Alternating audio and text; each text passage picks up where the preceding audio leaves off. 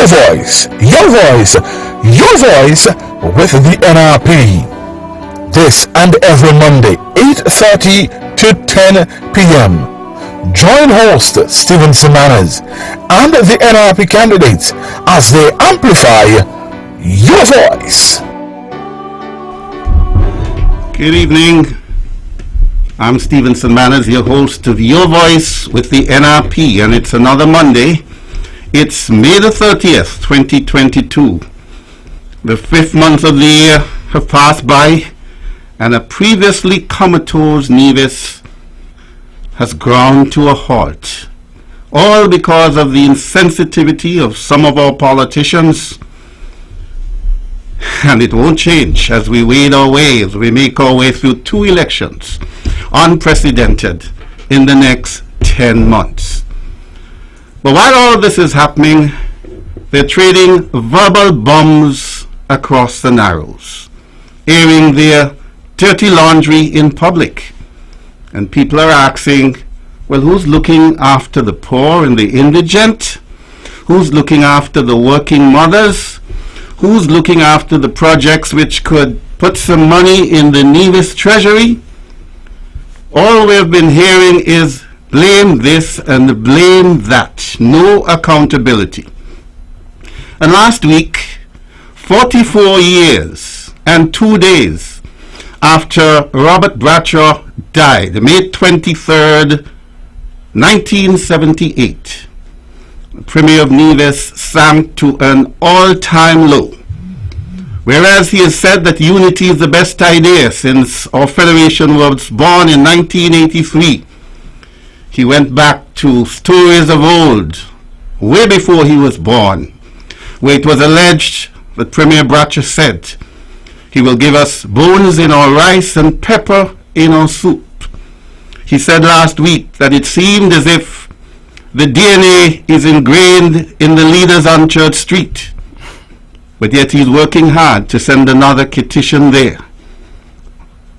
As you like to say, Dr. Patricia Bartlett, what a planker. Good evening. Good evening, Steve. It's always a pleasure to be in your company. I would like to just extend warmest greetings to my family and friends who are watching and listening at this point in time, and of course to all of the Nevisians, whether at home or in the diaspora, and to our Kittitian brothers and sisters. Good evening. Yes, and of course we're supposed to be joined by your comrade, colleague, Rohan Als, so his chair is here, and he'd be very welcome to join us. It's been a very interesting week, Dr. Bartlett. I've got lots of calls, lots of people engaging me on the street. People are both amused and bemused. On Saturday last, a man in his mid-70s told me that this reminds him of a story in the Nelson West Indian Reader, where a man perched himself on a branch, and instead of putting himself close to the trunk of the tree, put himself on the other end, sawed it off, and he fell to the ground, which is exactly what has happened. The Unity House has imploded. Another person sent me this. This is, I won't play it, but it is the song from Chockless's album, I Put On My Guns Again. Sent me 3 blind mice. The instructions that you should replace Burnham, Manley, and Barrow with Brantley, Evelyn, and Jeffers. And of course, you know the chorus to that song. Rather hilarious. One other person told me that the whole world must be laughing at us because our Premier got 10%, gave 5% to workers on Nevis, but he got his 10% retroactive because he was, until May 10th, a federal employee. It's fun and games out there in the public. Dr. Bartlett, have your say of all that's been unfolding in the last couple of days and couple of weeks. Steve, it is regrettable that we're at this stage. It is unfortunate that we are at this stage. In the middle of an economic crisis, we have now, our politicians are not even responsible enough to see us through that before they start their quibbling. They have disrupted the lives of so many, and so many are feeling tonight so uncertain about what the future is going to hold, particularly in the visions. And indeed, we have reason to be concerned, because you know, as well as anybody else in Nevis, that, as Auntie Shelley would have said, in Nevis, not in a kip. You know, so we have now jeopardized almost the livelihood of, you know, half of Nevis, because you realize that almost everybody on government payroll nowadays, and if they're not, then everybody wants to get on to government payroll, because it seems as if, well, you don't have to produce anything, you know, nowadays. The standards have been lowered to the extent that, you know, everybody and their cousin, you know, has a steady, well, I think everybody should have a steady job, but not with government, you know. But that is the way it is playing out.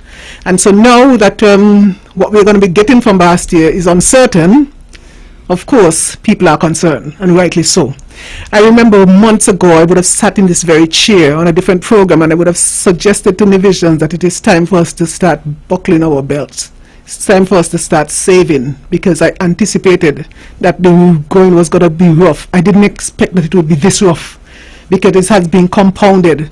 It's bad enough with all that is going on in the world, what we normally would refer to as exogenous influences, the negative effects.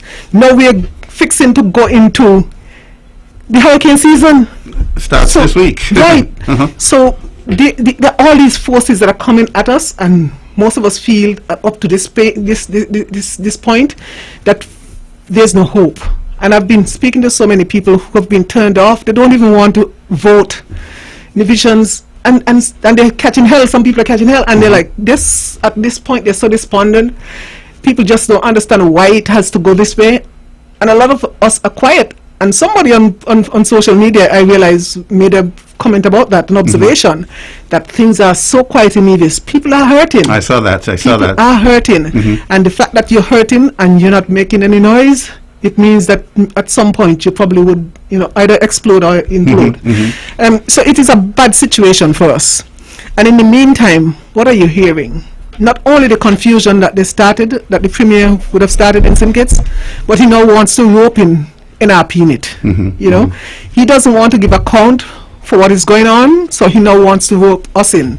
And it seems to me as if he wants to be able to dictate where the conversation is going to go in this election. And he wants it just to be about fair share. And that is something that we had examined when I was here the last time. And he tried to discount the fact that we could do something about the position that we're in.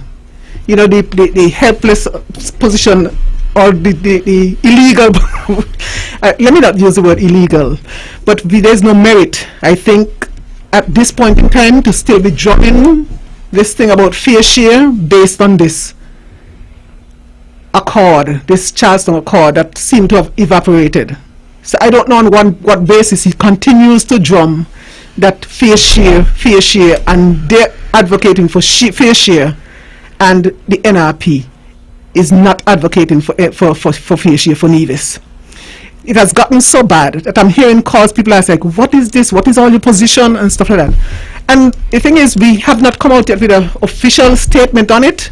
What I have been saying, which I think may be consistent with what most of us are thinking, is that we have to, at some point, come to a resolution as to how we're going to move forward. You can't just be saying fair share, and don't have a plan. And I think that is what has been absent from the conversation as it relates to what the Premier has been out there saying, because you realize that we're not hearing from the other two. We have only been hearing from the Premier. Well, they said they would follow him to the gates of hell. They would follow him to the gate of hell. They would kick him in and all the rest of it, you know, but you're still not, you don't know what their position is. But they want to know what NRP's position is. And our position, I think, like I said, we have not made an official statement yet, but I think it's safe to say that we would like to see us get to a point where we don't have to be quibbling back and forth in years to come about what is Nevis's fair share, as it relates not only to the tax revenues but the non-tax revenues as well. Ron is here. I don't know if you... Yeah, well, we'll let him settle in for a little bit. Of course, this weekend is the launch of the NRP candidates, so we are going to hear about that. But as I mentioned, welcome Rohan, and as I mentioned earlier, it's been a very busy week. You're parked up, somebody pulled up next to you and he said, what about us, the truckers and heavy equipment owners? There's nobody talking for us. Of course, we've spoken a lot about the people who have to pay high electricity bills. Of course, the people coming out of school.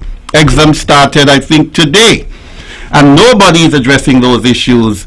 It's all about costs, blame. But we are going to ensure that the report cards are shown and discussed on the show.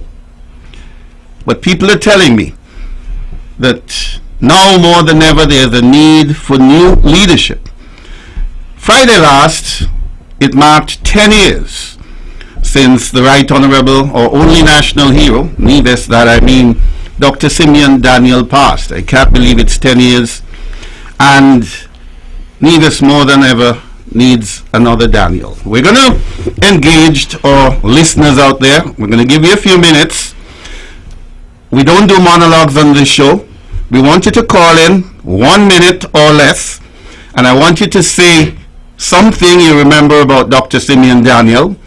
Talk about one facet of Nevision life that he impacted, and tell us more than ever why Nevis needs another Daniel. We wait your call. Make it quick, because we'll just put aside a few minutes for that. 469-1616, 469-1700. Your Anscott man has been gone for 10 years now, Rohan Niles. Yeah, it has been a decade since the Right Excellent Simeon Daniel has passed. Of course, we still recognize his indelible contributions to the island of Nevis, to the Nevision landscape, and to the citizens here on the island of Nevis, and of course across the Federation. And so, as you said, the island needs another Daniel. I've said time and time again that at every turn when Nevisions and Nevis were in crisis, it has always been an NRP-led administration that has come to the rescue. And we can go back to the era of the Christina disaster. It was Simeon Daniel then. We can come forward to the financial crisis of the mid-2000, 2008. It was Joseph Parry then, and now we are facing yet another crisis here on the island of Nevis, and it is going to require the NRP again to come forward and to put Nevis back on good footing. Permit me now to greet the constituents of Nevis 3 and to say a pleasant good night to you. I am back in the community after a little incident I had me sidelined, but I'll be back there tomorrow and the rest of the week, and look forward to engaging you as usual, hearing from you what your concerns are and what your plans and ideas for the development of Gingerland will be. Of course, I've said before and I'll say it again, the next phase of Nevis' prosperity must come through Nevis 3, that is Gingerland St. George.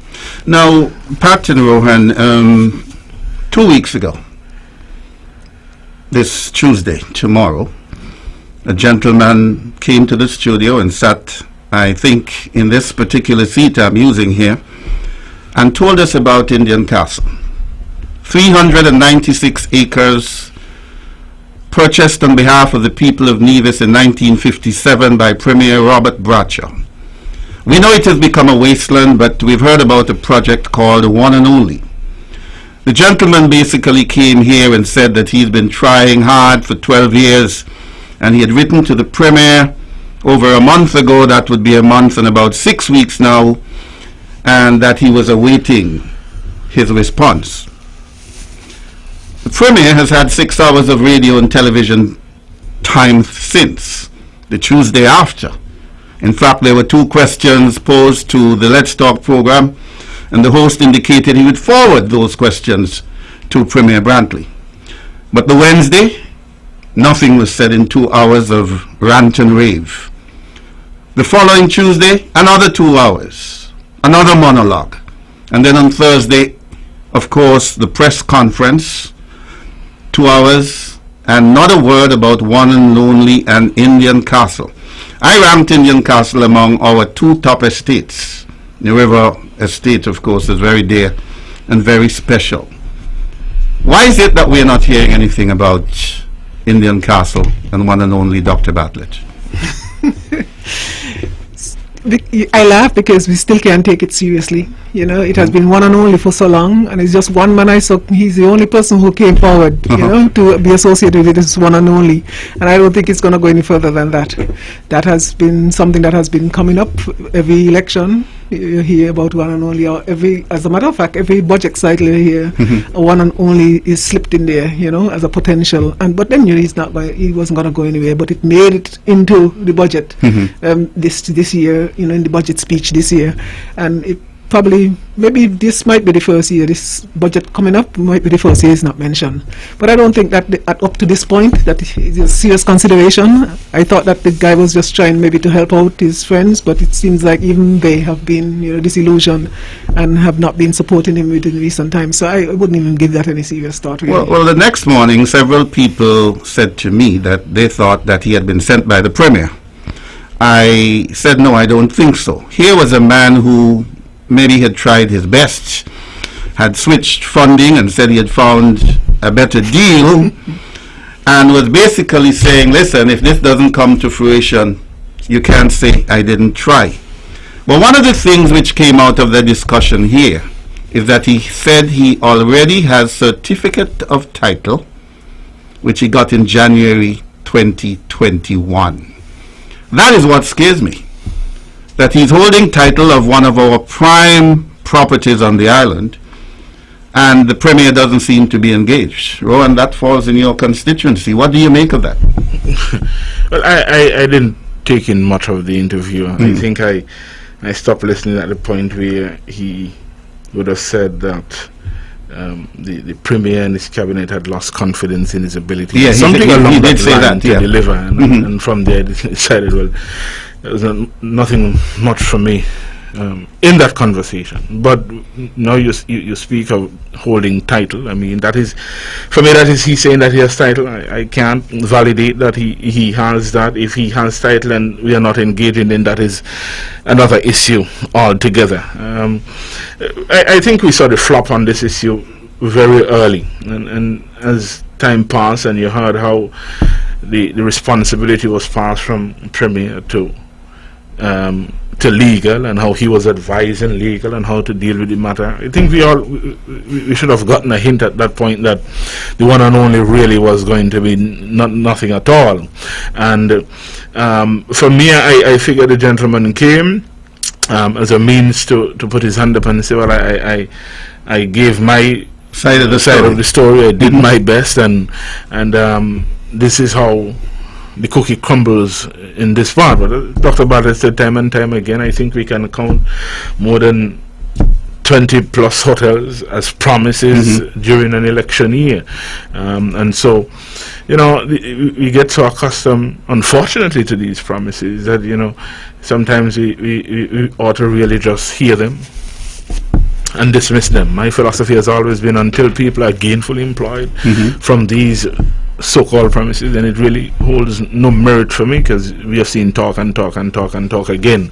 But it is something to look at and to look into, to understand fully if he truly has the title and what qualification the title he holds. Hold it right there. I think we've got our first caller on the line. Good evening, caller. Welcome to... We've lost that caller.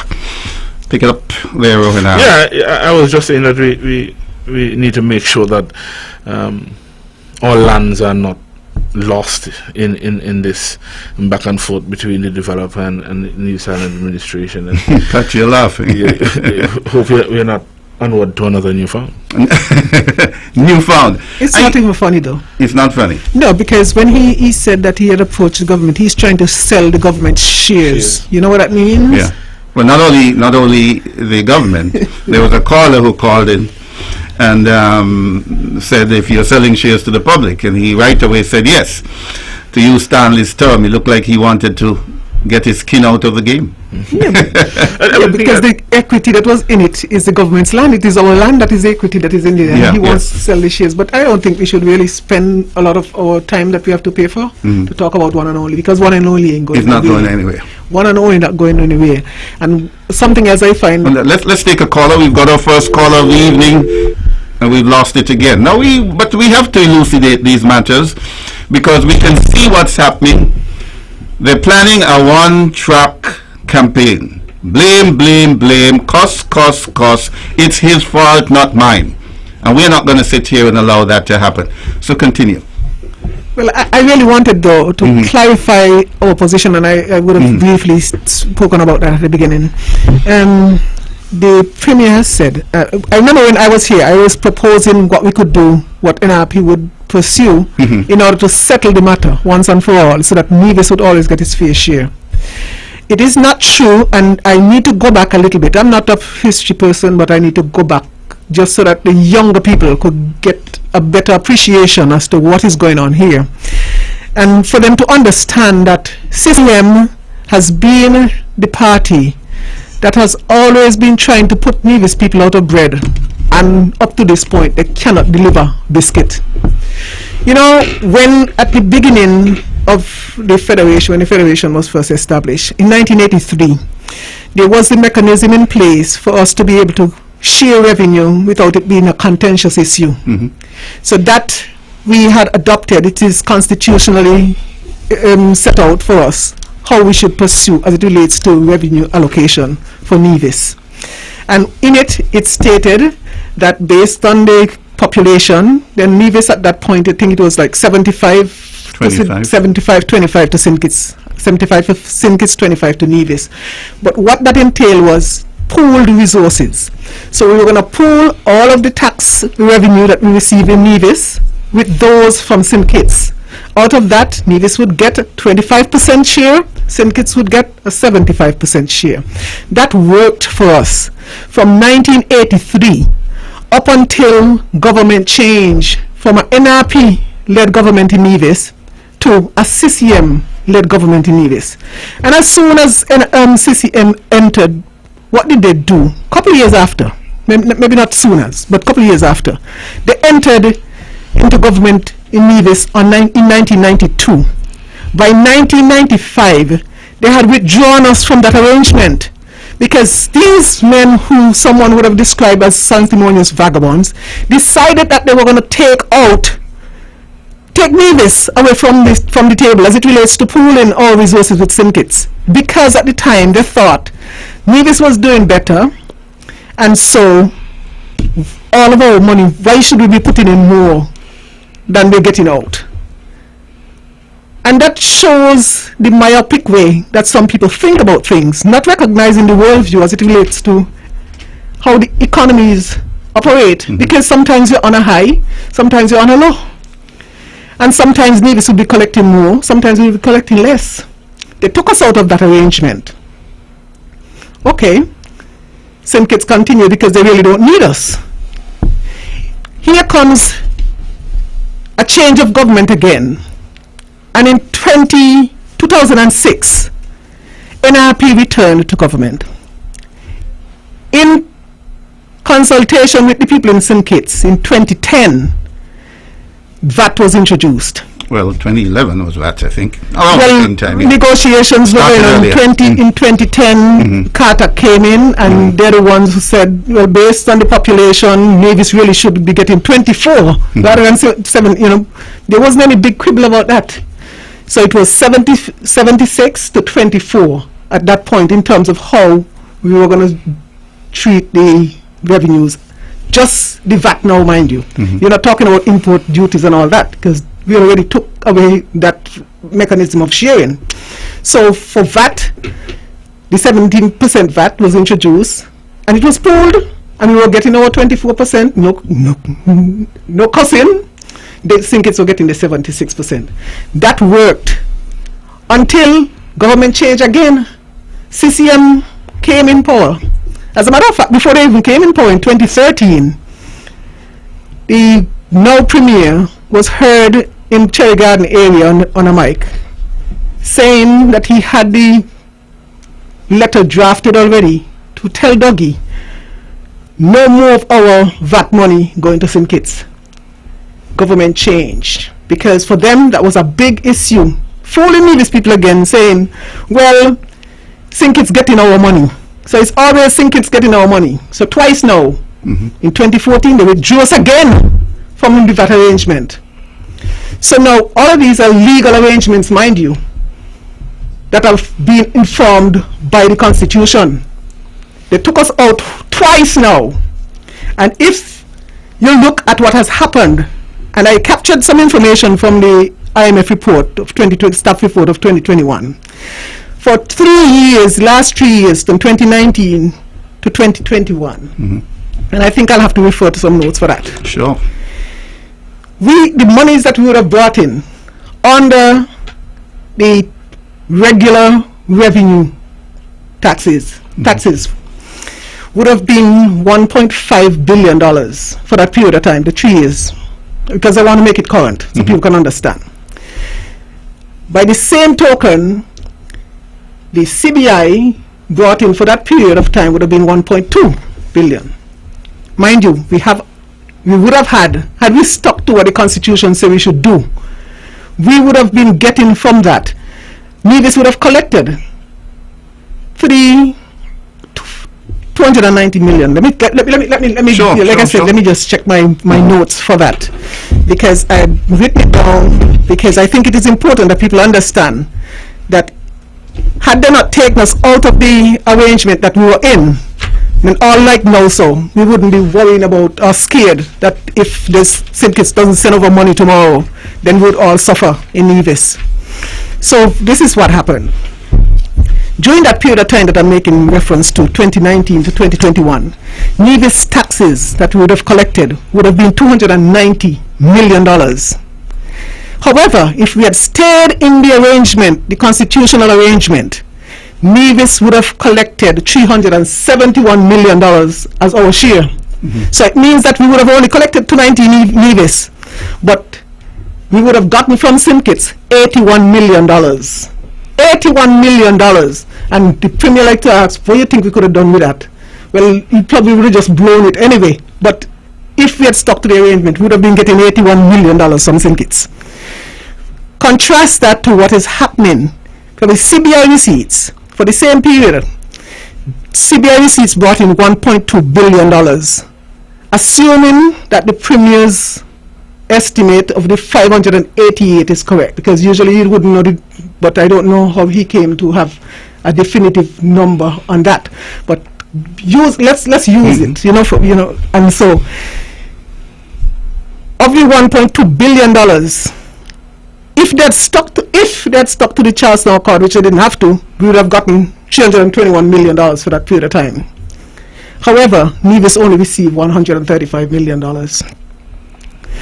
So during that period of time, we have been getting monies from St. Kitts, and I think he said that we were getting $45 million a year. But look at what we could have gained had we stayed in the arrangement. We could have been getting our $81 million for that period of time, plus whatever they had decided that they were going to give us. And we would not have been here now, scratching our heads, trying to give civil servants a little 5%. They could have gotten their 10%, if that is, you think that is the way that things should have gone. So every time we need something now, we have to write a letter. And I don't know the nature of the letter. I don't know the tone or the tenor of the letter that is being sent to the Prime Minister, whether it is something friendly or is there something extortionary. I don't know, but it seems like letters have been working. But that cannot be good enough.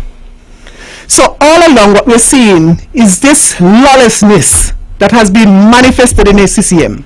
Every time we're in a constitutional arrangement, something that is legal, they manage to take us out of it. And then revisions pay the price. Because all along, when you do the reconciliation, over the years, Nevis has lost a lot by not staying in that arrangement, because there are times when, yes, we would have made a little extra money, and I think that the same year that the Premier was making reference to, 2013, I think he went forward to 2014 and he would have said, oh, look at it, for 7 months we put in more than, than we got out, and for 5 months we would have gotten more than we put in. But you can't just restrict it to one period of time, and that is the problem I have with these people. Their decisions are most of the times just based on their feelings. Emotional, right. You cannot make decision, or you ought not to be making decision based on your emotions. You have to make decisions based on data. And I think essentially that is the difference between NRP and CCM. We are data driven. Our decisions are data driven. You don't go and take us out of an arrangement, take us out of bread and cannot give us biscuit. And that is what is happening. That's why nothing is going on in Nevis. Nothing. When you live in a household with someone, you would expect that they would carry the weight when you have a downtime. And that is what the relationship ought to be. Carry each other. Not every time Nevis think that they're in a good position, they just get up and leave. Right, and the thing is, when we leave, we're not even hurting St. Kitts. We're hurting ourselves. And that is why I think that Nevis will need to understand that these guys, they have no clue what is going on. Just basing everything on emotions. And so they keep going around about, NRP doesn't want you to have fair share. All of these arrangements that we have entered into, these legal arrangements, have been in an attempt to get a fair share for Nevis. So I don't understand what is driving their narrative, because they have no basis for it. Just to say because we're not making noise with you, we are anti-Nevis. How could that be a fair statement to make? And going around trying to impress on people who don't know any better. And that is the thing that bothers me most of all. When you're trying to suggest to the Premier, you must find a resolution, a permanent resolution. He goes and tries to undermine the very argument that you're trying to make. Because the last time I was here, I said, look, what we need to do is, we need to go back to what the Constitution prescribes. The Constitution says, pool your money. It is in the best interest of Nevis to do so. So we need to go back there. So NRP government, I would argue strongly that is the way we need to go. Go back to where the Constitution prescribes us to behave in a certain way. Go back to behaving in a legal and lawful manner. And in addition to that, I suggested that the Constitution ought to be amended to include non-tax revenue, which is what the CBI would fall under. That is the category in which the CBI falls. So let us amend the Constitution since it's necessary at this point in time, because I don't think that it was anticipated that we will be here getting money, selling passport, because I don't think that was a concept that people were, really thought that we'll be at the point that we have nothing else to sell, so we're selling passport. But going forward, if we get that desperate, and let's say we have to sell the rights to fish in our waters or whatever it is, which would be a common right between St. Kitts and Nevis to be shared, let there be a mechanism in place to treat with that. So that's why I'm proposing that we make an amendment to the Constitution in order to secure our place as it relates to what is rightfully ours. Just making noise is not changing anything. And that is what he wants us to be able, to just be jumping behind him and making noise. And making noise is not going anywhere. So he's saying, his argument is, it is not easy to get the amendment in the Constitution because it requires a 2/3 majority in Nevis in a referendum. It requires a 2/3 majority in St. Kitts in a referendum. It also requires a 2/3 majority in Parliament. But the thing is, he has not tested it. But he has decided that is too onerous, that is too much hard work for him. And I'm like, as a parliamentarian, what do you think your work is? To go St. Kitts just to beg? No, we can get it done. But the thing is, you have to be someone who wants to work and work for the people. When it was that he wanted to get into power, he found himself all the way to the Privy Council seeking a solution. So why is it now you cannot find a solution on behalf of the people of Nevis by going the route of a constitutional amendment to secure the rights of the people of Nevis to whatever non-tax revenue is due to them because of a common good that we're selling. And I think it's about time we call him out on it, because he has no plan to secure that. And we're saying, as an NRP-led government, that is what we would agitate for. Make sure that no matter who is in power, Nevis is entitled to what we are entitled to. 6 minutes past 9, and what we're seeing before our very eyes is a classic case of cutting your nose to spite your face, what a 70-plus-year-old man said to me on the weekend, sitting on a branch, cutting it off, and you falling to the ground. St. Kitts and Nevis has imploded. Where do we go next? And they say they care about people. We'll take a break, and then we'll be right back. But the economy is broken, the government stick. Can the opposition come and take a seat? The debt is high and employment's low, and it's the poor people who taking the blow. I say we tired, we need a revolution. We just can't depend on vaccination. I say we tired, time to pick myself off the floor. Just remember people matter more. So when you hear them talking bull on the radio, people used to matter more. Whether you red, blue, orange or yellow, people used to matter more. But when they needed us for last election, we were always the first option. But now they in and they comfortable. People don't matter no more. Boy, some people may not like this, but people used to matter more. RCCM them made a slogan out of it. People used to matter more. And we're back. Caricia Willett, Miss Independent, with her finger on the pulse. People used to matter more. Young people are hurting, heavy equipment operators are hurting, bus prices have been hiked, electricity prices have gone through the roofs. And he came back last week and told us that the plan to take the prices down in the supermarkets hasn't quite worked. Said that, you must have heard him, he said that he had meetings with Rams, and they said that every time that they get new stock in, that the prices keep going up and down. So his promise that he will do something to keep the prices of supermarkets goods down, he threw his hand up as well. But what did he propose to keep the prices down? Well, I think he said that he was customs duties and things like that. Well, he can't touch the customs duties. No? No. Mm-hmm. He can't do that. Tell us why. The thing is, the customs duties, or what you call the common external tariffs that are applied, that goes beyond, then that's not within his remit. It's not even within the remit of the government, the federal government. If we need any change to that, we have to take it to CARICOM, to the Council of Trade and Economic Development. That is where those issues are debated, because essentially what the CET, or the Common External Tariffs, was established to do is to protect the regional producers.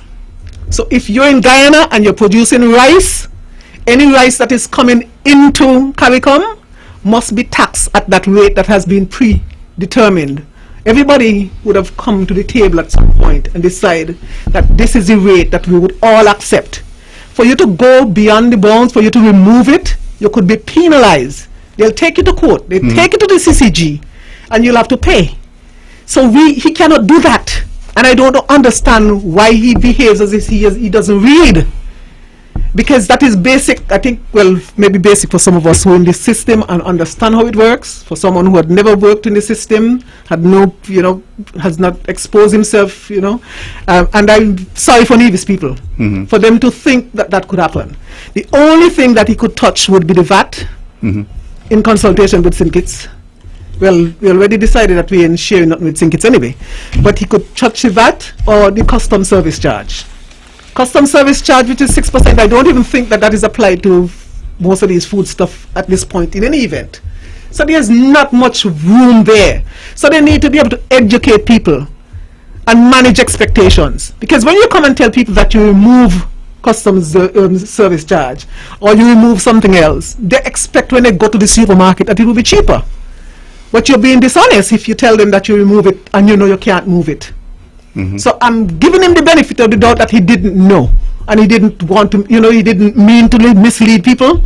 But I think after he would have researched, he ought to come back to people and explain to them why is it he is not authorized to remove the common external tariff from goods. And the thing is, some of them could be hefty. I think it's like 40% on rice. Some basic stuff that we have here, they have some heavy duties on them just because local producers, or let me say regional or CARICOM producers ought to be protected because that is what we all signed on to. So I don't think that it is reasonable for him to do that. If he wants to give people relief, what he could consider though, the duties that you have to accept, you have to apply, those duties or the value of that duty, you could probably get some food vouchers for that amount. And so you collect the duty, but you use the same monies to give to people for them to get the relief. And I think, that would make much more sense than trying to fool people into thinking that, why are you going to Rams to harass Rams? So he's really understanding this thing. He really doesn't know any better. As this debacle unfolds, you listen to the talk shows, you read the papers, you're hearing that our politicians are not speaking the truth. They're misleading the people, that they have displayed a level of immaturity. They lack sound judgment, and above all, they have not left us in a state where we could have peace and tranquility and posterity. We've been busted. We're stuck here until we have the last of 2 elections, maybe close to March 2023. Rohan, how much has our leaders let us down, taken us on a ride? Well, I think we are all seen, and we've all seen, and we all understand the situation that we are in. When we get to a point where what you get is the bar talk or the nigger house talk or this constant rant and rage about nothing, talking about kicking people into hell and getting to the gates of hell and blaming everybody under the sun, then you know that you're in serious problems. And that is where we are at now. And I think people, and I came in, I heard Dr. Bartlett saying about people not wanting to vote. I think there are some people who just want to get it over it. These elections to come and do what they think they need to do and hopefully make the right choice and give the island of Nevis an opportunity to move forward again. I just want to go back to something Dr. Bartlett said when she spoke about the Premier not having the confidence of getting the constitutional change that he desired. And as a former teacher, we tell our students nothing beats a trial but a failure to try, and so when you look at the numbers in Nevis, 4-1, 80%. That's well above the 67% that he would have needed. In federal cabinet, 9-2. Well above the 67% that he would have needed. And so he's trying to give us the impression numbers don't matter. Numbers don't count. It is one man's fault. Yeah. Give him a bad name and hang him. That has been his modus operandi. Yep. But as I said, the numbers demonstrate clearly that he had, by standard, the opportunity to try, and he didn't do that, and it is because of his own thinking that but I don't think it's possible. So we're not going to bother to go there. Dr. Bartlett made another point there, which was a very valid one, that in 3 years, had we stuck to the provisions in the Supreme Law, $406 million would have been in the Division Treasury. That is 3 years out of the 7 years. And so you could only imagine what the 4 years prior to that could have brought. And I smiled to myself and I said, it almost looked as if the accountant he refers to constantly is using numbers to give him what he should have gotten by law. But you know, it's more than that for me. You know, Dr. Bartlett will always give you the technical side and the data to ensure that you understand what is happening. And I like to stick to the human side of things, because it must mean something for our people. What does it mean to not get what you should get? And in the face of that, people saying, as a party now, we are not standing up for Nevis, or we are not fighting for Nevis. You know, we're going to used to say there are many ways to skin a cat. And as a teacher, again, I use the analogy, we tell our students there are many ways to solve a mathematical problem. It doesn't mean that because we are not jumping up and singing Kumbaya with the CCM, or we are not ranting and raging and trying to pick fight in every possible corner of the earth, that we don't want Nevis to get what is their fair share. Hold your thought. We've got a caller. Good evening, caller. Welcome to Your Voice with the NRP. Good evening, Steve. Good evening, Patricia, and good evening, Rohan. Could you lift your voice a bit? Yes, good evening. Yeah, I have a question for Dr. Bartlett. You know, in St. John's here, most of the poor people live here in St. John's. And as the federal election nears, you have St. John's and St. Paul's now. Now, Dr. Bartlett, I think it is well established that the Premier has been what we would call in kindergarten monumental failure. We will say that in kindergarten. In kindergarten we say that. And so, Dr. Bartlett, I believe the people of St. John and St. Paul are looking to see something that will come from the NRP. So, could you share with them two things that you will immediately try to do as soon as we get elected? The reason I'm asking that, as we talk to people, people are hurting. As you just mentioned, Steve, all these sectors of the economy, people are hurting. People can't get the 10%; they only get 5%, and so the situation demands very, very imaginative responses, so that we could say that the NRP, as usual, will make the difference. We are the only party that has worked with parties in St. Kitts and never got fired, Dr. Bartlett. Nobody in NRP ever got fired. So I just wanted to share with the public, in particular the persons in St. John and St. Paul, two issues which you think you could address at the federal level once you get there. Caller, yes. I notice you zeroed in on St. John's and St. Paul's, and I know that's because your question is directed to Dr. Patricia Bartlett. Yes. But I can tell you what you're feeling in St. John's and St. Paul's is being felt right across the country. People are searching for new leadership. So yes. we'll zero in on Dr. Bartlett, but bear in mind, this is island-wide. People want change. There's no question about it. The reason, Steve, is that most of the poor people live in St. John, sir. So no, what I'm saying is, so when we send this new person to the parliament, we want something nice to send her. She can share, because she has a ton of ideas. I know. Especially for dealing with single women, making that a national policy to deal with women and children, you know. Dr. Bartlett? In the United States, you have what you call WIC, and infants and children. I don't know. We could craft something, but I'll defer to Dr. Bartlett this year. Dr. Bartlett, it's over to you. Well, the thing is, Steve, like you rightly pointed out, everybody is feeling it. You know, the economic crunch is on for everybody, and I can't just, not because we have the most poor people in the country living in St. John's. Well, that constituency has the numbers too. I mean, I think last election about 4,000 electors. That's something that we were promised would change. Right. Because if you're going to have one man, one vote, I think it's either number 1 or number 2 in the federation, equaling maybe constituency number 8 in St. Kitts. We're number 2. Yeah. Yes, in terms of the population. However, I just want to be careful though. There are things that I find that we sometimes get distracted with. In St. Kitts, this is we call it a federal election. It's really a St. Kitts election. Well, all politics is local. When you hear them get on the platform, everybody is like what they're going to do for their constituency. However, when we go from Nevis now, we have to start thinking about federal issues.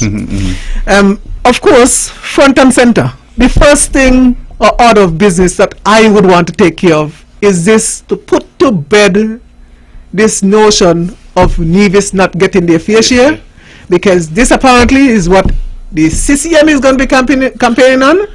We have to let our people know that when we go with a plan to make sure that we get it into the Constitution. That is the first order of business for anything related to Nevis people. Or else we would suffer here anytime there's a downturn in the economy, because guess what? The bulk of the money that is coming into the Federation, like it or not, is coming through Bastia. We have to find a way to get our fair share and make sure that it is in the Constitution. Some people have been thinking that you can just go to the Parliament with a bill. I don't want no ordinary bill going to Parliament. So then when someone feels like or things change or circumstances change, that somebody could repeal it. I want to make sure that the difficulty of getting it into an amendment into the Constitution would be the same difficulty to get us out. And I want to make sure that that is established in the first order of business. Right now, electricity, the price of energy, is what I think is crippling the economy here in Nevis. We cannot attract any businesses from outside who would want to come here when electricity or the energy for any business is sky high, and our wages in the Caribbean probably the highest. We pay our people well. Mind you, we may be not really doing so well as it relates to productivity. We'll have to sort out those mechanics.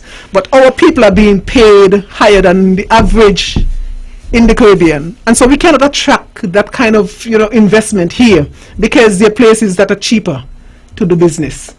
So that is something we have to focus on. We have to accelerate whatever initiative that we have in terms of securing renewable, cheaper energy for our people. Right now, that is what is killing our people. So the poor person in Brownhill who now has to pay a light bill that is $200 for use, surcharge plus usage, $300 for surcharge, they cannot manage. And that I think we have to be able to, whatever means we're going to do, whether we're going to give rebates or whatever we're going to do at this point, we're going to have to give our people some relief, especially our poor people. So those two initiatives I think would be paramount on my list. I don't know about on Rohan's list when he brings his list, but we'll have to reconcile the differences between what we're going to push forward, of course. But I think that is going to have an impact on not only the people poor people in Brownhill, but even the rich people in St. James, because everybody feeling it. Everybody feeling the squeeze. Yes. 24 minutes after 9. We've got so much to go through. Breaking news. For the first time at a press conference in many months, we didn't hear that the hospital project is moving apace. Not a word about it. They're afraid to bring that on their report card as we approach an election or anyone else? Well, I mean, they ought not to. I mean, they should be afraid to. I have always thought about, my major problem is this government's response to situations and response to crisis. I mean, we can go back to the 400 million that has been touted about, and it is a response to what did you do with $400 million? And I know people are going to say, we continually ask that question. Well, it has to be asked. Elections are about accountability. And yes, all right. I mean, fair share for me must have honest accountability. There must be financial prudence. You're talking about people's money. This is the same money you're saying that you went out and worked hard for to make the passport #1, and so we should get what is rightfully ours. I mean, the citizenry should benefit from how you spend $400 million. And there must be fair representation. We want to talk about fair share, let's talk about representation. One of the things, and I'm glad Dr. Bartlett spoke about going straight to the heart of the matter, which is a legislative agenda. And for the last 7 years, I don't think I can recall any legislative agenda at the federal level that targeted issues that the ordinary men and women in Nevis face. We are a part of the federation as well. And so when there are issues that we can put to the floor that impact divisions, we ought to do that. And we talk a lot about a lot of things. What about the young women who face sexual advances and sexual requests in their desire to have some upward mobility in their lives? Why aren't we talking about those things? Why haven't we gone and put those things forward? Why is it that our young women are falling prey to the circle of men who seem to operate under the guise that there is a protective mechanism above them? You know, that famed boys club. Why aren't we tackling these issues that affect people and people are probably afraid to speak about? And we know about these things. And that is really, for me, that should be really the heart of governance. Tackling issues that we know affecting our people. We talk about fair representation. We sent 3 men to St. Kitts said to strengthen their hand. Yet, we have seen nothing for our farmers. What about our farmers in Gingerland? Well, you know what struck me at the press conference? In trying to make the point how they have done so well at the federal level, of course he named out all the places from here to Georgia that he has got visa-free waiver. But when it came to the other 2 gentlemen, nothing. Well, first of all, he has never paid any attention to the second string to his portfolio, aviation. I was shocked beyond belief the other day when he said that Nevisians should really applaud Minister of Tourism Lindsey Grant. He must have forgotten he's the Minister of Tourism too. The 2 of us are working in the same federation, and I'm patting the other man on the back, see how well he's doing. And he and not it. Yeah, I mean, it was for me amazing. But in trying to explain what Minister Jeffers had done, he said he revived Bayford Farm. Where's Bayford Farm? St. Kitts. In St. Kitts. Well, he doesn't understand that all politics is local. I want to know what's happening to Indian Castle Farm. And then he said about the COP26. Yeah, Eric Evelyn went to COP26. Made fancy speeches, and he did so well that they invited him to some other place. But his backyard, Indian Castle, has been the greatest mess that we have seen in Nevis. So he's telling us that these guys are doing well in St. Kitts. And of course, Dr. Janice Daniel Hodges said constantly that the fishermen in Newcastle are saying they have to pay more for inputs. Yes. I heard about farmers in St. Kitts being given these big containers to catch water, but I don't hear anybody in Nevis getting any. Yeah, I mean, that's so true. I spoke to fisher folk in Hanley's Road who said that now they don't buy anything here in Nevis. It is far cheaper to call over to St. Kitts and to my good friend Mark Williams and just tell him what you want, and he does the rest from there. Of course, payment considered. But that is what I'm saying. What is the legislative agenda that deals with issues across the narrows? I mean, we sent you, and fundamentally that has been the problem. And you know, there are things that we need to look at changing, because when we send our representatives to St. Kitts, we send with a hope that there is representation for divisions. But I don't think people understand that unless you are in certain portfolios, you're really working for the federal government, for St. Kitts. And that is the nature of that beast. And so there are certain things that we must consider. And if we are going to go over in the future, we have to look at how do we now structure portfolios and ministries that give division federal representatives the opportunity to build out better frameworks, better legislative agendas, better policies, better programs for divisions. You can't say that the money isn't there because Dr. Bartlett just laid out where the finances are possible. And so we have got to get to that point where federal representation means something for divisions. Not that just we are going down to form a government in St. Kitts and then we sit back and say, well, CBI has some money for us, so we don't have to do anything in Nevis like we are seeing. No. A lot of what I have heard, and people seem to forget that Nevis has an island administration. Yeah. with politicians and ministers of government who have fundamental responsibilities to ensuring that our economy is stable and growing so that our young people can have employment, that there can be some sense of sustained prosperity going forward. And if we were in a position, a stronger position locally, and we have said this before, whatever is supposed to come to us should be gravy that allows us now to move our development to a different level. But we should be strong and stable at a local level, at a Nevis Island administration level. I think we can go back to budgets and we'll recognize that for a period of time, even with the budgetary support from Bastia, even with the tens of millions of dollars, budgets are deficit. Deficit after deficit after deficit after deficit. So it means then our budgets are so far in the red that even what is coming can't get us to the black numbers. You talk, I heard him say it's $57 million a year doesn't come close to the wage bill of Nevis. But I would like to think we should be in a position to cover our own wage bill. At $57 million a year, the only peer still stands as a peer. In 2022, and the advent of modern technology, we don't have a proper arrival and departure lounge. Recently, I saw Anguilla putting down a brand new facility, and it's not just a pier. They have arrival and departure lounge and amenities that meets the standard of the international traveler in this era. $57 million a year. $57 million a year. Our hospital and our health management systems are still waiting. $20 million on the new hospital, still not completed. In 2022, $57 million a year.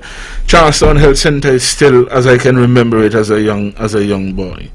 And so we have not done much in that era. In Gingerland, our health center is in an old community center. And you go across to Cotton Ground, it is in a community center. What have we been doing?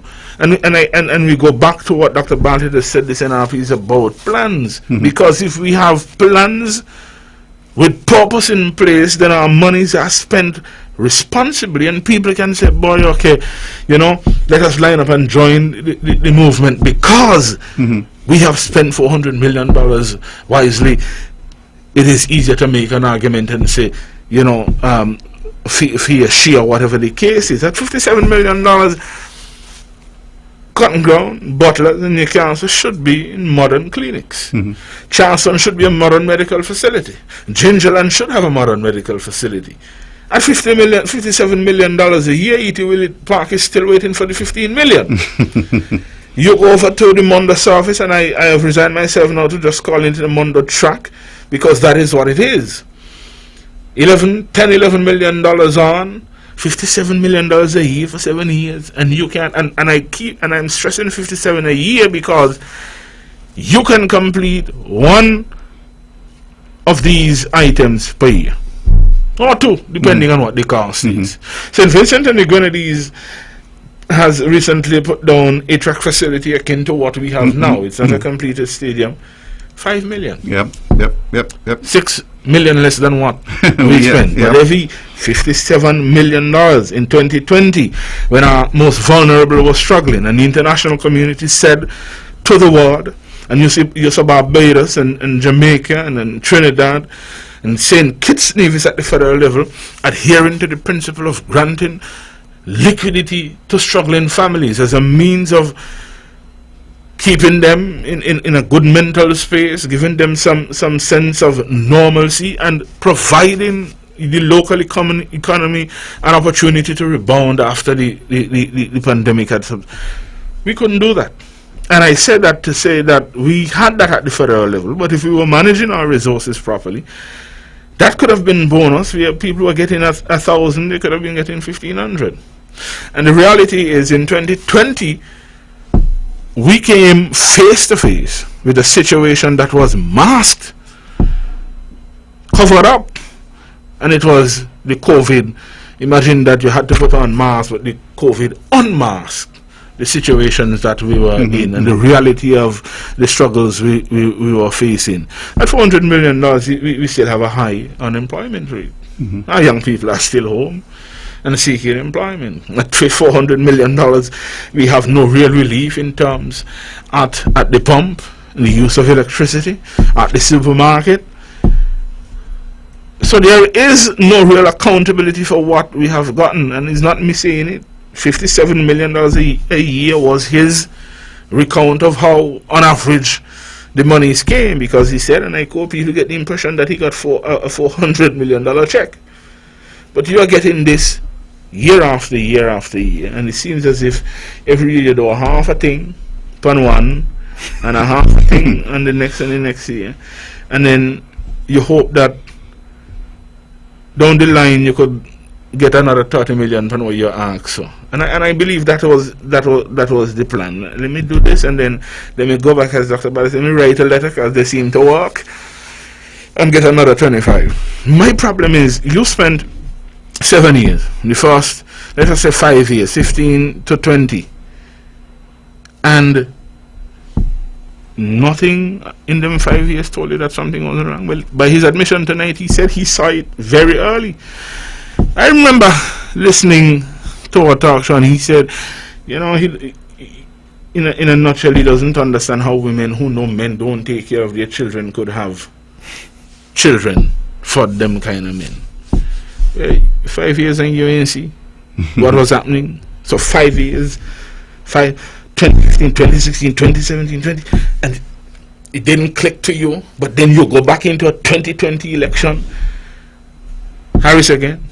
And so what is it that you are really trying to accomplish in 2020? Was it that you really just wanted to go back to Barnsley to continue the collection, or you really thought that you could go down there and make a change, and we haven't seen that? And I think a lot of people talk about the situation unraveling, and this new crop of NRP candidates has brought an enormous amount of pressure on this administration. That is what is causing him to feel all about the police and carry on with all kind of things. And you see this administration trying to do all kind of things here and there. What hit me most, though, is that with $400 million and $57 million a year in 2020,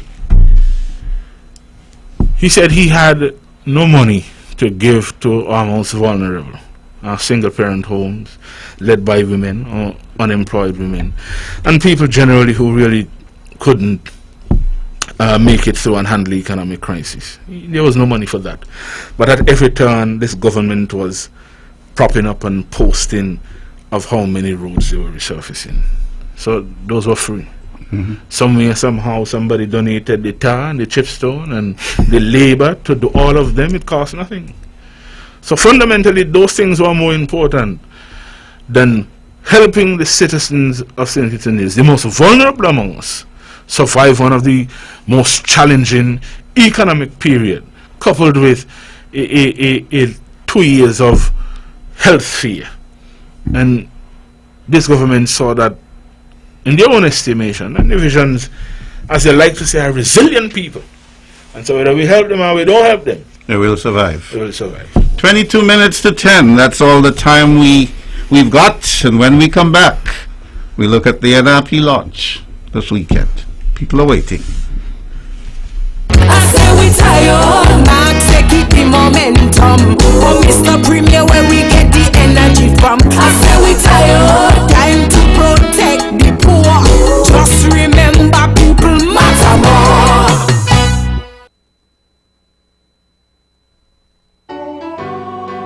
Your voice, your voice, your voice with the NRP. This and every Monday, 8:30 to 10 p.m. Join host Stephen Semanas and the NRP candidates as they amplify your voice. And we're back with our final 21 minutes. And of course, this Friday, June the 3rd. Oh, we're into June, halfway through the year of 2022 and still not in a kip. But the NRP will launch this Friday, long awaited. Who's going to go first? Who's going to tell us what we're likely to see when the crowds come to the villa?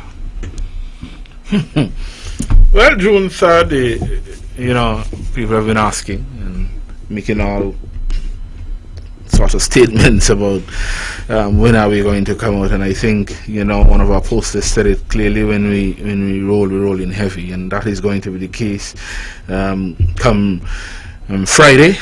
Candidate selection process has run its course, and that for me is fundamentally an important part of what we are trying to do, ensuring that we followed the rules and regulations as much as we can. But we have our launch at the Villa Grounds at 7.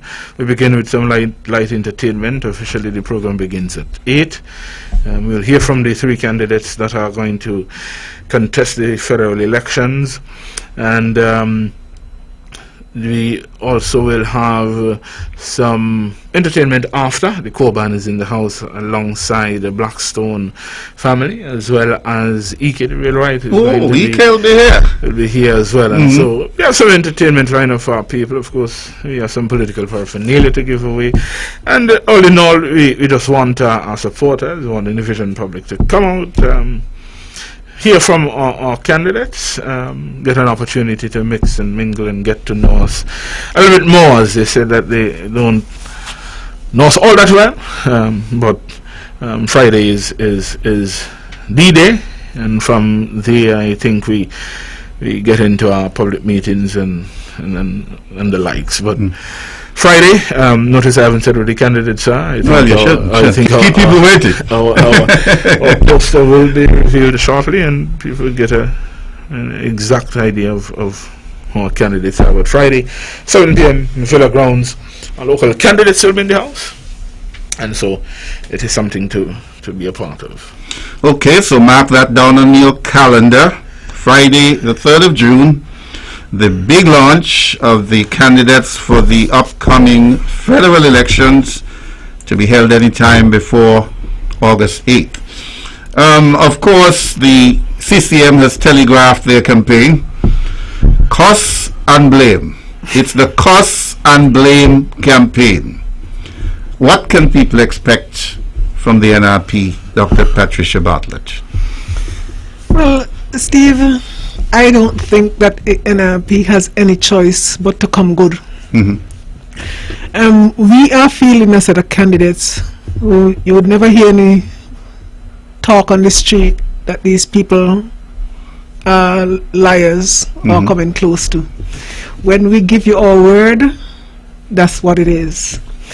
I think that we have a field of candidates that it's a well-rounded group. When our people go to Bastia, they'll be able to represent the interests of the people of Nevis. They would be going to Bastia not to get sidetracked with the portfolios. We are electing members of parliament. That is our focus. We want to be in St. Kitts representing our people, and so when we have to invoke 112, we do so comfortably. We're not going to compromise. And when I said 112, I meant the part in the Constitution that says that if there's a dispute between the administration, which is in Nevis, and the government that is seated in St. Kitts, we're not going to compromise the Nevis position. If we need to take you to the High Court to get what is ours, whether by a legal right or whatever other means, that is what our focus is going to be. So when you see some people going down and want to be in the people cabinet, they don't pay any attention to what is going on in Parliament. That's why we're going back on the same boundaries. That's why St. John's is 4,000 plus people, and now you're going to combine St. Paul's with St. John's, make it over 6,000 people. And there has not been any move whatsoever at the level of Parliament to get that change. Constitutional boundaries, the boundaries, constituency boundaries, we have to address that. And that has not been addressed, and I know that we have a lawyer that goes to St. Kitts for over 15 years now. 15 years now, and we can't get those kind of issues sorted out. You know, so when we go, we're not going as if we want to go take over St. Kitts, because really, it's a St. Kitts government that look after St. Kitts, you know.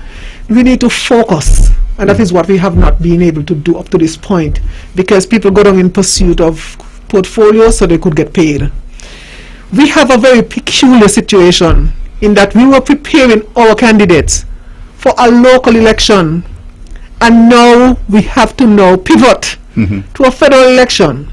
And I know some people out there didn't understand that NRP had at some point put in their constitution, and this is not the constitution of St. Kitts and Nevis, mind you.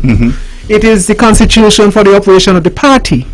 And the circumstances were such that we said we don't want people to get distracted, they go St. Kitts and, you know, get caught up down there, so we're going to try to make sure that the people who we send in St. Kitts are different from the people serving in Nevis. Circumstances are different, and we have to adjust accordingly in order for us to be able to provide the level of service that divisions need. So some people are like, oh, you all having the same, you know, no. If I were to contest this election, if NRP decided they were going to select me to contest this federal election because of the circumstances, and then a local election comes shortly thereafter, and I'm elected on both, of course I know that I cannot go to St. Kitts to represent Nevis in a cabinet and get a portfolio and all that. Why I'm going to St. Kitts to fight with agriculture in St. Kitts when agriculture in Nevis is in such dire straits? That makes no sense. So our focus is not going to be on trying to get a second salary, because if one were to be offered to me, I know I have constituents who could very well do with that money, and that is where it would go. But I cannot sit back and decide that the constitution that we have in NRP restrict us to not putting our best people forward. And so those are the kind of manipulations that, well, let me not call them that.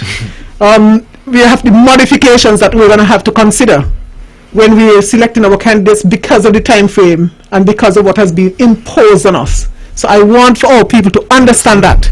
It has nothing to do with a lack of credibility, because I've been hearing that bantered about, and it's like people just don't understand, you know. And so I'm hoping that in days to come we'll be able to explain these little nuances, because that's really, you have a law in place and you have these little nuances. Who would have thought that you'll be having a local election and a federal election in the same year? 2 years after. You know, not in the same year, in a couple months. And the Premier should be blamed for that. It's his cataflang that has brought us here. Right.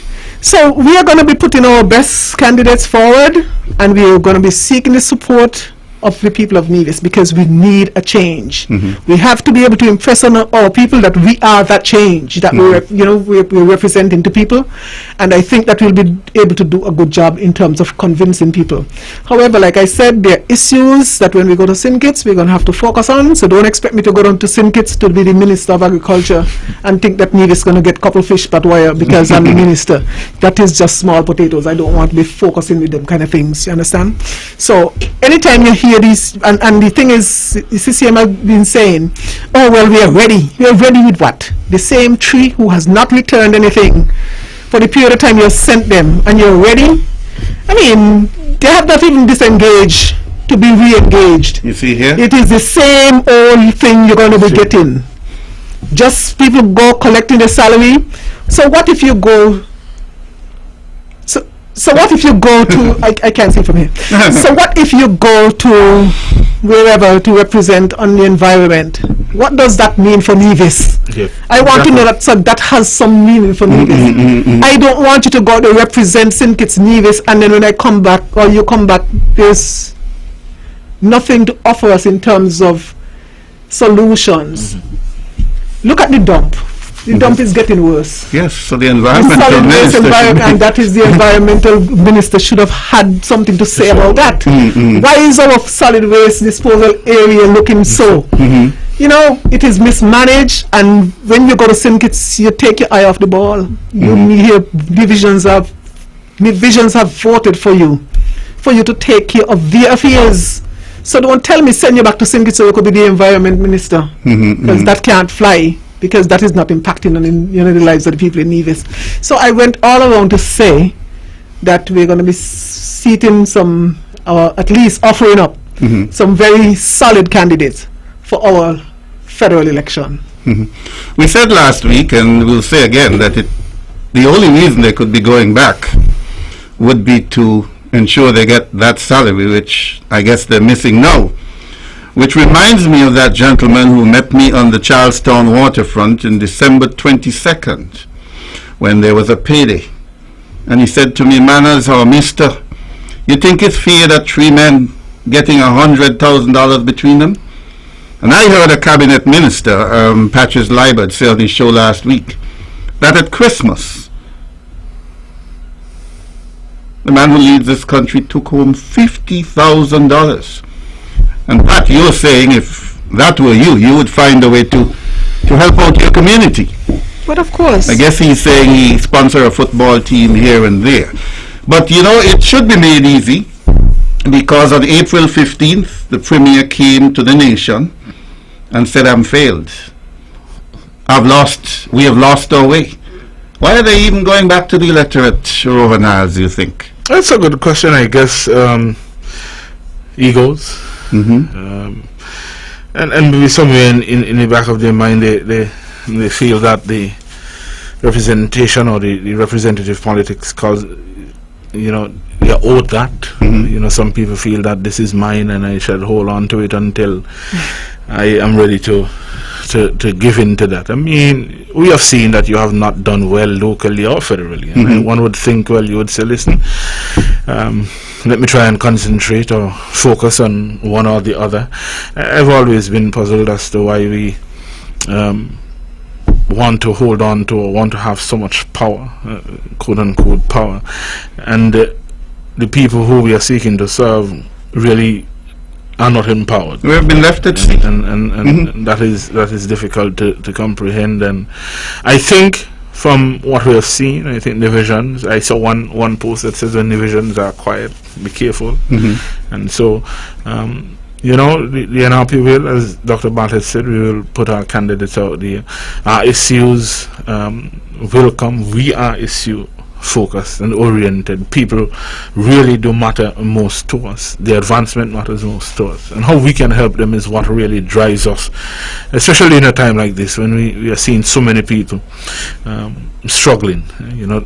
We hear that St. John's has a high level of poverty, and if we are not going to do what we can to help the situation, then St. George might be right behind it, and St. Paul's might be right behind it, and St. Thomas's and St. James. And so it is a situation where we are now being called to action in a quest to arrest the situation that we are seeing, to put our best foot forward, to ensure that our efforts are geared in the right direction, that we are empowering our people, that we are providing opportunities for our people, and that our people are benefiting.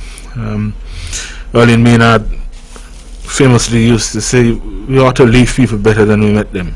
We should all strive to do that. And that is part of our mission, to leave our constituents better than we would have met them. That is part of the governance model.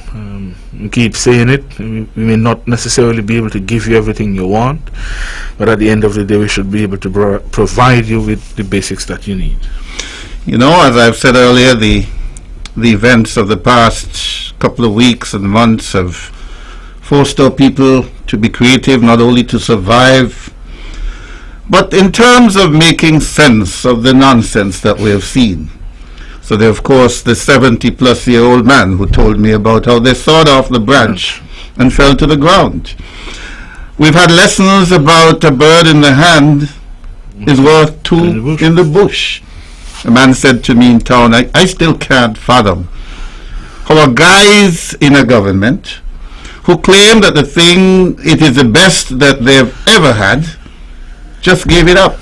And of course, my favorite story takes me back to my kindergarten days many moons ago. Humpty Dumpty sat on a wall. Humpty Dumpty had a great fall. And we were advised that all the king horses and all the king men couldn't put Humpty Dumpty together again. But these guys are trying to say to us that unity is still here. We've just pushed one man overboard. and the two other factions will put Humpty Dumpty together again. I wait to see if that happens. Interesting unity configuration. I mean, last thing I heard from them, they were boasting of how the 10% increase was a unity measure agreed to in the budget of 2021, and monies were allocated for that. It was, according to them, they who did that. It wasn't the PLP, it was the partners across the water of this administration, and yet this government has said to its people, having received an extra 1.75 million per month, that you can only give you 5% now, and we'll give you 5% in 2023, and we'll give you another 5% in 2024. But they've got their 10%. January, February, March, April. Not sure what happens in May, because of course on May 10th everything went topsy-turvy. Yeah, I mean, clear political ploy to make people believe that 15 is greater than 10, and if you do the maths, it will show you that that's not necessarily. And inflation doesn't come in there. Exactly. We've got 4 minutes too. Your final pitch to people to come out on Friday, June the 3rd, and then the final word goes to your senior. Friday, the NRP launches its federal candidate. Of course, we say we are thrust into the situation we did not expect, but as always, we know how to work around those situations. We take lemons and make lemonade. It's going to be an exciting evening. I'm very confident that the colleagues that we are about to launch are capable, they're willing, they're able to give you representation, to give honest accountability, and to do all that they can do to advance the hopes and dreams of the visions. Of course, as I said before, we have some entertainment after for you to come around, have a chit chat, enjoy yourselves. The NRP is bringing a new dynamic, and that is fair, honest, clear. And that is in relation to how we seek to represent the people of Nevis. And so we are hoping to see you there in your numbers. I know you've been asking for this, and I hope you are ready for the type of energy this NRP ticket is about to bring for this federal election. And Dr. Bartlett, of course, we've all heard the jingles. I imagine those are going to be released on Friday as well. Yep. They're sounding good. I got them right here. Are you going to play one? Well, I didn't pass it with the Next time. folks here at the radio station, so I wouldn't want to take the liberty. No, that's But okay. I've got it right here on my phones. But come out on Friday. Yes, quite And let's exciting. hear the wonderful music we've got. Yes. And of course, serious candidates for serious times. Yeah. You got 3 minutes, so roll it out. Well, I just want to appeal to the people and join my colleague here, Rohan, to invite the people out in their numbers. The thing is, in Nevis, usually the person or the party in opposition, usually does not attract a large crowd. But what I find within recent times, and let me not speak too hard, is that people have been more in tune to the functions that we are keeping, and they're even taking the risk of coming. Because even at our Mother's Day thing, I think the Premier had a Mother's Day thing down at the Malcolm Nishad thing, and I think it was a bus. And he came And too. then he came to ours too. Yeah. I don't know if he came to intimidate the people who were there. But what I suggest to our people is come out. What I suggest that you do, put on a cap and put on your mask, because right now COVID is on the rise. So put on a cap, put on a mask, and come out. They can't identify you that easily. But obviously people want a release. People want to be able to come out and participate. It's just that they feel fearful of their jobs. And that is the part that irks me most of all. I did not in my wildest dreams anticipate that we would get to the point in Nevis where the visions are stifled. You cannot speak. You cannot, you can't associate with your own friends, and we ought not to be at this point, and I'm so disappointed, because I would share with people, without any reservation, I voted for the Premier in 2017, and by 2018, I was like, no, you can't represent me any longer. But anyway, that was a sidetrack. I want to encourage people to come out in your numbers, put on your cap, put on your mask, come out, and let us start taking back Nevis, because the numbers should tell a story. because they had a launch themselves, you know, and it fell flat. I saw more yellow T-shirts than blue shirts. You know, I don't know if maybe they were just being courteous and standing back, the blue standing back. But ordinarily, I don't think that the drive is with them. I think Visions are waking up to the fact that these guys are all talk and no action. It's just talk. And I would have put up a post that it was like, talkers are not usually doers, and doers are not usually talkers. But sometimes some people talk and they do, but this one here talks and does not do anything. And it's about time we replace that. We cannot go with the style. We have to focus on the substance, or else Visions, we're going to be worse off. If we entrust these people again, well, you can't even trust them to keep the story straight. The premier would come and tell you something now, and tomorrow he come and give you something totally different. You know, it's totally different. It's like, if you're going to lie to the people, man, try and keep the story straight now. You know, be consistent. And not even that we can get. You know, so how could you trust these people? So we cannot trust what we have. We have to replace it. And I'm saying now is a good time. Visions, come out. We need your support. I think we'll be streaming live as well. So for those of you who really cannot come out, then I suggest that you tune in and be a part of it. It's going to be an exciting night. Well, thank you very much. That's about our show. But just to tell you, we're going to have at least 2 of the candidates right here next week. After the launch, we're bringing them on board. So thank you for joining us this evening, and be back with us next week, Monday. Good night. Your voice with the NRP. This and every Monday, 8:30 to 10 p.m. Join host Stephen Semanas and the NRP candidates as they amplify your voice. The views and opinions expressed on the preceding program were solely those of the participants and do not necessarily reflect the views of the Nevis Broadcasting Company Limited.